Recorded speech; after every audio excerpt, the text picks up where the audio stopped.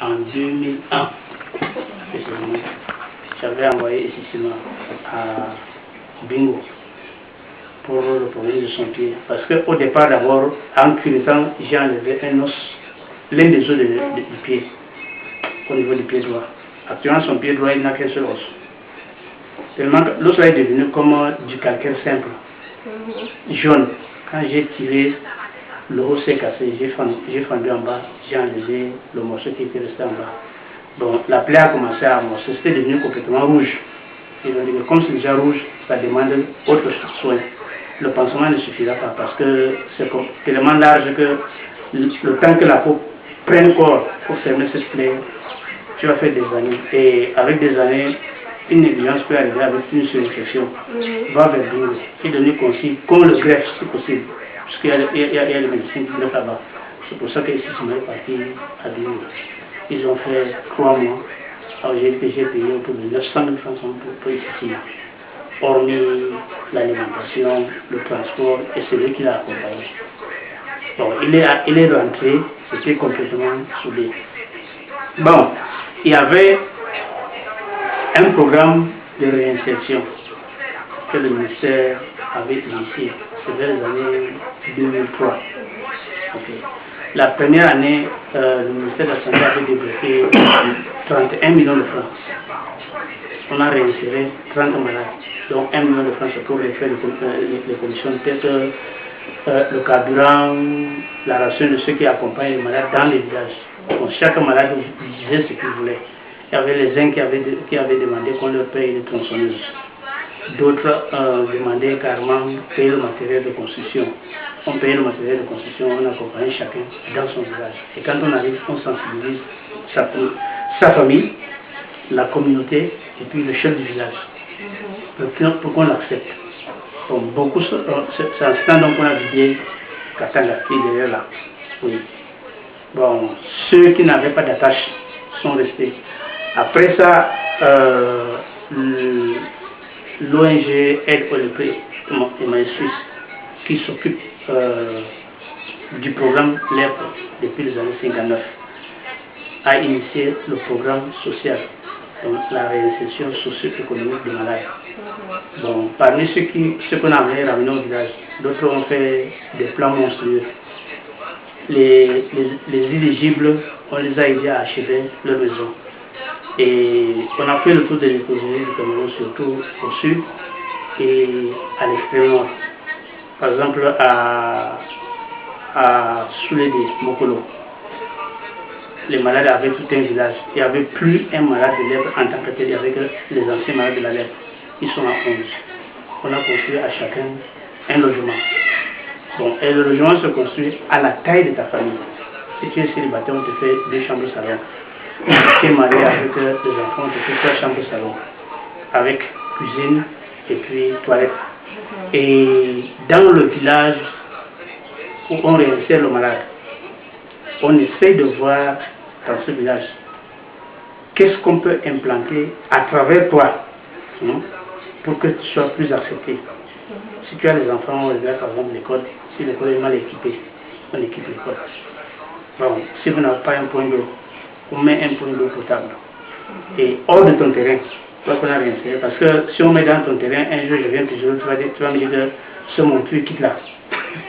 On mettait dans un terrain neutre, où lui-même il doit aller aussi prendre. Comme ça, c'est grâce à lui que ce point d'eau est arrivé. Et comme ça, il est accepté dans la communauté. Oui. Il y a certains malades qu'on demande où voulez-vous aller, que non, juste ici, à la marge de la République. Parce qu'au village, je suis arrivé ici étant petit, je pense que ce que le Père a laissé, je n'ai plus rien. Et personne ne pourra me céder une place. Donc, et avant qu'on décide d'aller le malade au village, dès qu'il dit que oui, il veut rentrer au village, la première chose, on envoie les gens de l'affaire sociale. Ils partent juste sonder le village. Est-ce que vous connaissez, par exemple, Estelle, qui est à la réposerie de temps, dit que on le connaît. Mais pourquoi il ne rentre pas? Il n'a pas décidé de rentrer, nous on ne l'a pas rejeté. Donc, il y a quelque chose. Mais quand il y a résistance, on vient lui dire que voilà la résistance qu'on a rencontrée au village. Dès que c'est favorable, maintenant on envoie le malade seul. Il va faire au moins une semaine. Le temps qu'il se frotte, il vient aussi, il nous rencontre. Après maintenant, on prend le malade, on va avec lui au village. On discute avec la communauté. Sans ce temps maintenant, on dit que bon, on va commencer à construire ta maison. Mais pour qu'on construise, il faut que tu sois supervisé de ton chantier. Donc, il rentre dans le village, on construit la maison devant lui. Dès que la maison est finie, il rentre dans la repository où il était. On lui donne un jour où on viendra l'embarquer pour le ramener au village avec sa famille. C'est comme ça qu'on faisait. Bon, le responsable de ce programme et moi, on n'a pas trouvé quelqu'un de capable pour continuer le programme de réinsertion. C'est pour ça que les autres ont eu la malchance de ne pas être réinsérés au village. C'est ça. Et ceci, bon, depuis la mort du vieux que je vous ai raconté, sincèrement, il y a beaucoup de malades qui ont des difficultés pour accéder au pansement. Parce que j'ai cherché quelqu'un qui peut le faire, même en transférant la rémunération de ce vieux-là à lui. Mais je n'ai pas eu. Bon, les collègues qui étaient ici, ils étaient quand même retraités. On a un bloc qui fonctionne. On faisait des petites chirurgies. C'est pas ça qu'ils vivaient. Donc quand le nouveau responsable est arrivé, il a dit que celui qui est en retraite doit me libérer le centre. Il ne pouvait plus rien. Sinon, parmi eux, je pouvais discuter et en avoir une personne qui pouvait s'occuper des pansements des malades, soit qui viennent de la ville pour un problème de plaie. Ça pouvait être continuel.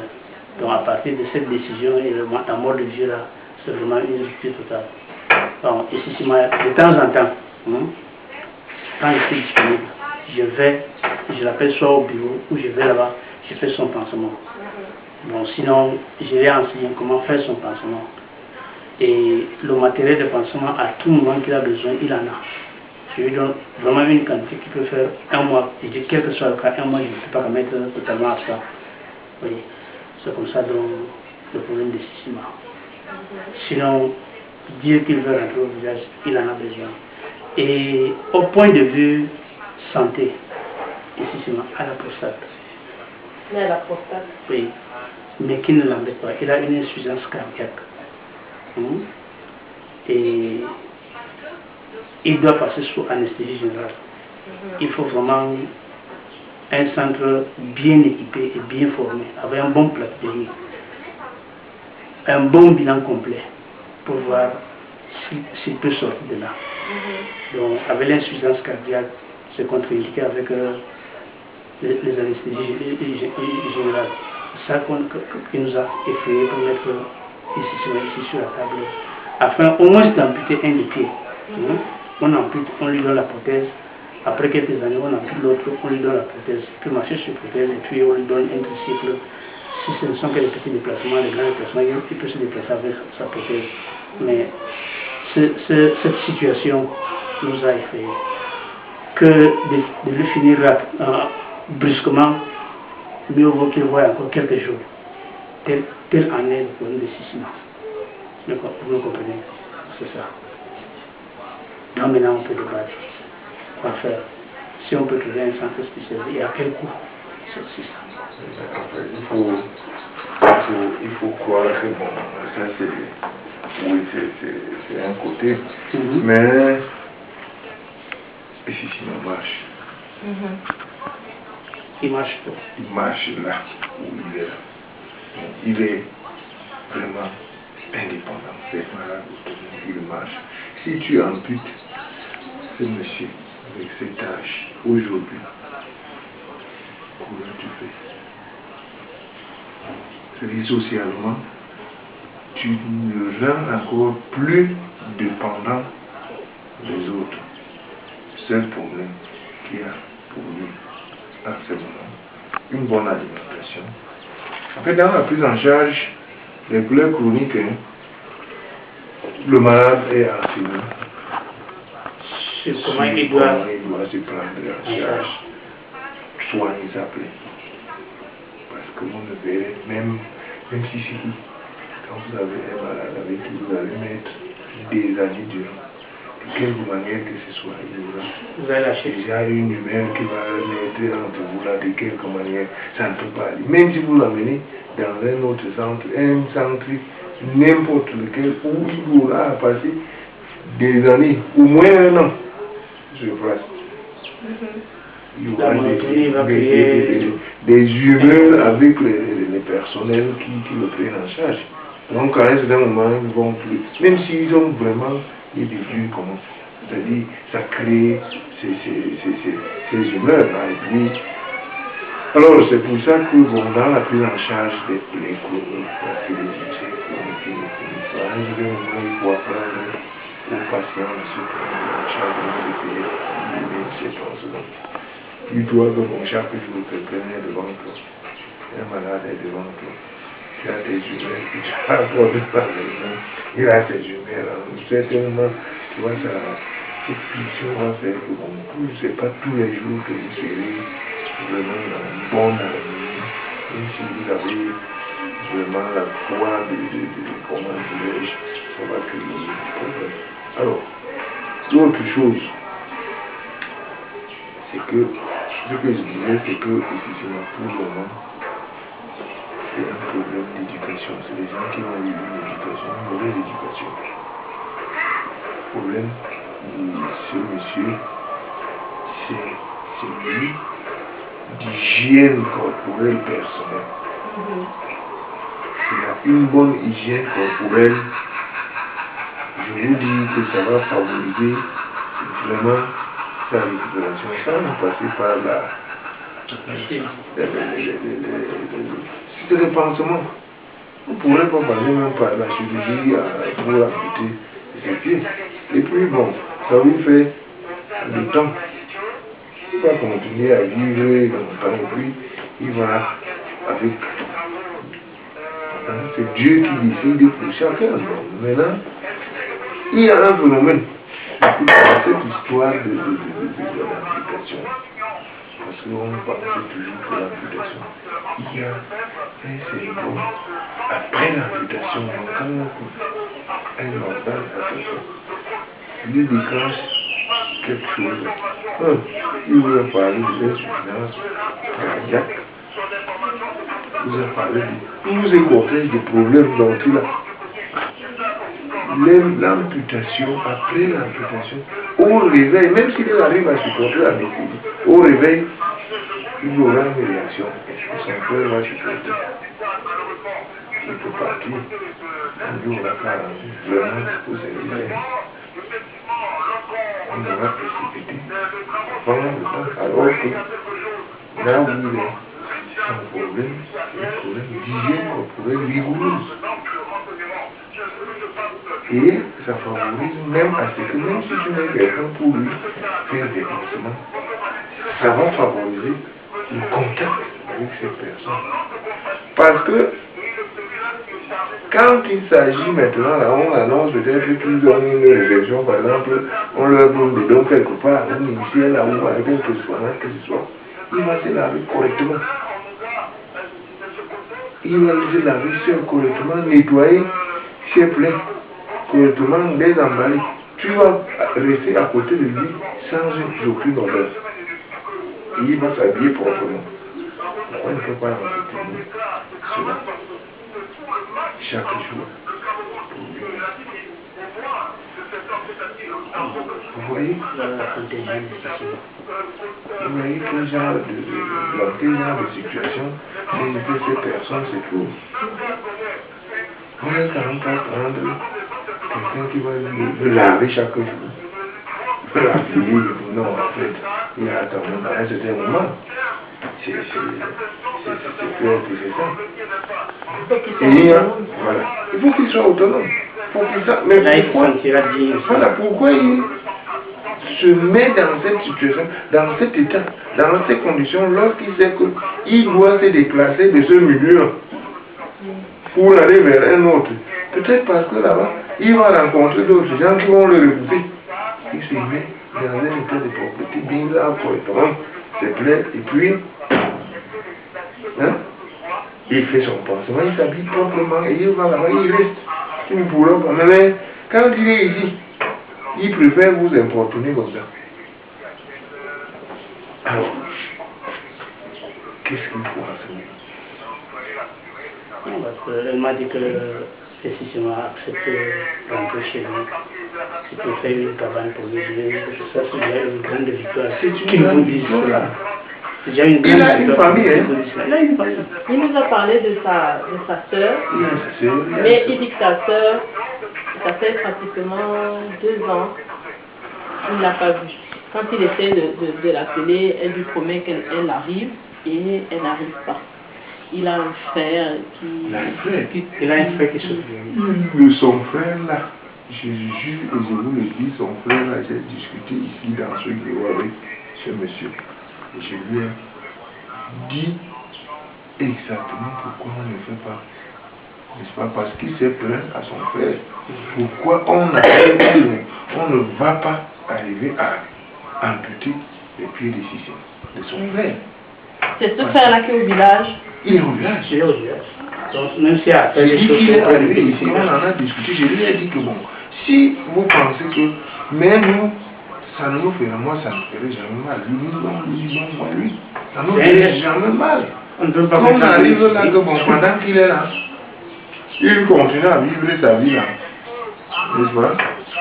Bon, maintenant, il se retrouve, on l'amène au bureau parce qu'on va aller amputer ses pieds, on ampute. Je vous dis qu'au réveil, après une amputation, il y a quelque chose qui se déclenche. Il y a un stress qui s'en va. Un stress. Dès qu'il fait il y en a pas. Voilà. Il y a un choc qui arrive et ne donne plus pour... Il y a quelque chose qui manque. Et tout de suite, ça peut l'entraîner. Vu son état de mort. Généralement, les gens, d'un certain âge, sont morts comme ça, de suite des amputations. Ça, c'est clair. Parce qu'il choque au réveil par manque de l'autre partie. Voilà. Donc, c'est assez difficile. Mais je dis, s'il a une cabane chez lui, il a son frère, il a sa famille, il a une cabane chez lui. C'est un monsieur. D'abord, là où il est là. Il est battant. Vous voyez qu'il se bat. Ouais, c'est ça qui m'a même impressionné. Il n'est pas comme les autres à quémander tout le temps. Il se bat. Il peut faire le call box. Il vend des bonbons, des bonbonneries, des cigarettes et autres. Hein? Ça lui donne un peu d'argent que lorsqu'il n'y a même pas tout de suite là le matériel qu'on veut arrêter à chaque moment, il est capable de débourser quelque chose pour acheter des compresses et faire le pansement lorsqu'il le veut lui-même. Donc c'est déjà des signes très encourageants chez quelqu'un. Mais il reste juste un petit problème, c'est un problème vraiment d'hygiène. Et je ne sais pas comment on va arriver. Je lui ai dit, on l'a dit, il arrive à parler, Et je ne sais pas comment est-ce que ces personnes arriveront à savoir que lorsqu'on entretient une hygiène corporelle bien, on éloigne de nous beaucoup de même des maladies, quoi. C'est ça. C'est ça qu'il faut comprendre. Mais là, déjà, vraiment, en tant que personne, il est très positif par de grandes petites choses. Il fait chercher. Il ne veut pas régler des parents, donner la main comme ça, comme les autres. Non. C'est ça. Si, bon, maintenant, le programme, comme le disait mon collègue, si le programme avait continué, peut-être qu'il aurait eu, aussi comme il le souhait, il a toujours souhaité, serait déjà rentré chez lui. Peut-être, bon, avant, bon, qui sait, peut-être qu'il aurait changé. Parce que le phénomène, c'est que comme ils étaient ici, c'était leur village, ils faisaient n'importe quoi. Donc, à force d'avoir cette charité, ça a toujours existé, donc ça les a amenés à développer ce genre de comportement n'ont-ils pas? Parce que s'il se met propre, peut-être pense-t-il que bon, on aurait plus pitié de lui, alors que non, au contraire, ça encouragerait les gens à l'approcher et voir la réalité, parce que faut être courageux même pour qu'on ouvre ses pieds, vous le voyez, hein, c'est très difficile. Parce que je suis sûr, si on ouvre les pieds là, vous allez avoir peur, hein, peut-être choqué, parce que lorsque vous n'êtes pas habitué à ces genres que je n'ai jamais vu. Ce genre de... Ça peut amener vraiment à quelqu'un. Donc, quand ils entretiennent ce genre de comportement, c'est parce qu'ils ont été habitués à vivre ici dans leur bouillabaisse là, dans tout ce qu'ils font là, tout ce qu'ils font là, et puis bon, ils restent là, et puis ça leur attire des petites faveurs. Les gens, probablement. Des avantages pas beaucoup. C'est pas la... Non, ça les avantage pas. Dans la dignité, mais lui, les avantages pas. Lui, le côté positif, c'est que, c'est vrai, bon, il a développé, parce que avant, tu sais que bon, on était dans le groupe des gens qui faisaient le tube, là, voilà. La vente de chambre. Là, donc, aujourd'hui. Et puis ça leur procurait de l'argent, ils vivaient, c'est des gars qui vivaient à 1000 à l'heure, hein. Et c'est vous et moi qui partaient, qui quittait, qui quittions Lyon là pour venir s'approvisionner auprès d'eux. Pas n'importe quoi, hein. Vous voyez comment les gens viennent garer les véhicules. Bon, mais maintenant que c'est ça, les phénomènes de l'écologie ont toujours des côtés très très négatifs. Alors, quand on vous parle de l'écologie, on vous a tout dit. Non, avant qu'on démantèle le genre, si vous dites que vous avez besoin d'un avion, quelqu'un vous dit que venez tel jour, vous trouverez votre avion. Pour vous dire que ce que vous voulez, quand vous demandez, quelqu'un vous donne rendez-vous, vous venez prendre. 19h, vous voyez les militaires qui entrent ici avec des sacs à dos, plat. Mais vers les 21h, 22h, tu vas le faire égo. Le gars, qu'est-ce qu'il prend là? Comment il fait? Qu'est-ce qu'il est parti prendre là? Qu'est-ce qu'il peut me mettre là? C'est le champ qui a chargé. Le colonel des généraux qui vient, il garde là dehors. Bon, mais moi, ce que je voudrais demander, c'est, vous avez parlé, vous avez dit qu'il a une prostate, il a insuffisance cardiaque. Est-ce que c'est soignable ou alors bon, du moment que sa prostate n'est pas tellement avancée, et c'est quelqu'un aussi qui est déjà hors des activités sexuelles, hein, ça ne va pas le déranger. Du côté de la prostate. Mais du côté de l'insuffisance cardiaque, quand l'insuffisance cardiaque s'installe, c'est un phénomène difficile. C'est même ça la cause même. Et c'est bien comme il ne boit pas de l'alcool. Hein? Son insuffisance cardiaque peut patienter. Mais c'est difficile avec une anesthésie générale. C'est la cause même du déclenchement de la décicatrisation du cœur. Mais est-ce qu'il est possible qu'on lui procure un traitement, même si c'est long, pour l'insuffisance cardiaque? Oui, de maintien, oui. Oui, c'est possible. Bon, et je voudrais savoir, la demande que vous avez faite à la CACU, c'était en quelle année? 2012 ou 2013. C'était vers la mi-année de l'année passée. 2012. Bon, ça c'est difficile qu'on le trouve sur le site. Non, c'est que c'est là. Mais quelqu'un s'est assis dessus, c'est là, mais quelqu'un n'a pas pris ça au sérieux, ceux qui s'occupent de ça. Depuis 2011. C'était au moment où on préparait je crois que c'était en 2011. Oui, et vous n'avez pas... En 2012 là, c'était une année blanche. C'était en 2011 qu'on faisait de la fleur. C'est quoi, c'est quelque chose? 2011. Et vous n'avez pas... Quand on dépose souvent les dossiers, vous prenez les références, vous n'avez pas pris ça? Non, en fait, il faut comprendre des choses. c'est pas une demande d'aide.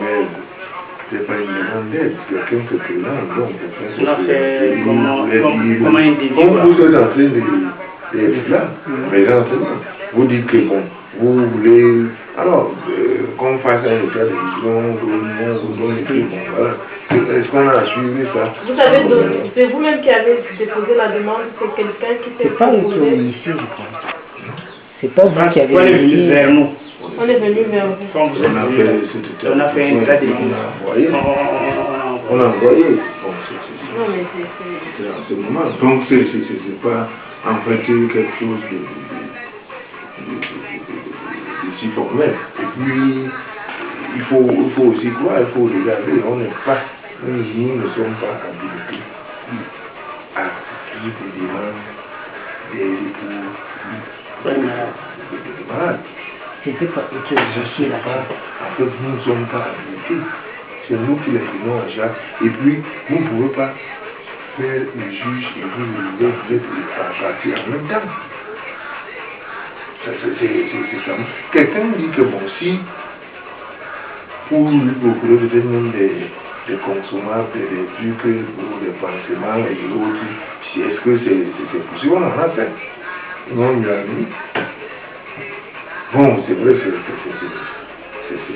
l'auteur légitime. C'est la personne, moi, il m'a juste demandé qu'est-ce qui pouvait être nécessaire pour lui, pour faire. Bon, j'avais fait gilet, il a transmis à la personne, c'est lui qui connaissait tout. La personne sortait de la c'est pas. Ça, c'est comme ça. Donc, dire que, en réalité, on peut être là à faire des demandes. vous n'êtes pas habilité à le Non, faire. je crois que ça n'est. C'est ça, ça ne représente pas rôle. C'est à cause des substances. Oui, mais vous savez aussi que généralement, les gens se font beaucoup de gens font croire qu'ils ont un cancer et qui profitent. Ah non, c'est pour ça, donc il faut... Non, là maintenant, en tant que média, parce que je suis à la CRTV, il y a beaucoup de gens qui font du faux comme ça et qui amènent des choses et de l'argent sort et après on dit on a donné ci, la CRTV n'a pas fait ci, la CRTV n'a pas fait ça. Pourtant la CRTV fait un effort, la CRTV tend la main. Donc ce que moi je donnerais comme conseil généralement aux gens des hôpitaux, tout ça, ou des centres de santé, si quelqu'un vient vous voir, comme l'association Asundolo vient vous rencontrer, on ne vous demande pas d'écrire quelque chose ou de demander quelque chose. Non, c'est à nous d'apporter ce que nous avons pu faire et à vous de voir comment vous pouvez gérer ça. Nous voyons ensemble comment nous pouvons aider le malade. Donc c'est comme une espèce de prévention. À l'avenir, si les gens viennent vous voir, faites une demande aussi. Ce n'est pas normal. Et je peux mettre ma main au doigt qu'il en est sorti quelque chose. Et les principaux bénéficiaires n'en ont pas profité. Je suis en train de dire ceci. Pour le cas spécifique, pour le cas d'espèce, il veut peut-être aider quelqu'un, n'est-ce pas, avec des consommateurs, peut-être avec des médicaments, pour ses soins de plaie. Mais il ne sait pas ce qu'il faut. Alors, qu'est-ce que moi ça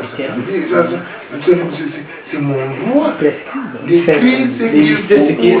qui concourt au pansement. C'est ça que je dis que d'autres personnes maintenant, bon, si ça me va, et puis bon, je ne vois plus. Bon, ma conscience doit me travailler là, pourquoi non? On a une ça qui vient ici, qui nous approche. C'est ça, c'est vieux, parce que il nous a dit, oh, les gens sont souvent venus. Ça veut dire que lui, il a fait des choses. Il a enregistré des vidéos, des gens sont venus le voir, et c'est des choses que les gens brandissent et qui récupèrent des choses.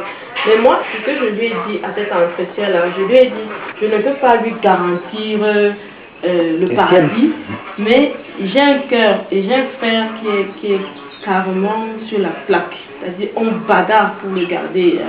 Mon dernier frère qui est drépano et qui est franchement un SS qui est tout le temps malade. On a voulu lui amputer la jambe, mais ma mère et moi, on s'est dit, en dehors de l'hôpital, il y a ce qu'on appelle, il y a Dieu. On doit s'accrocher à ça. Et jusqu'aujourd'hui, la jambe qu'on a voulu lui amputer, mais ce garçon, cet enfant de 11 ans, il marche. C'est vrai que son pied se perce,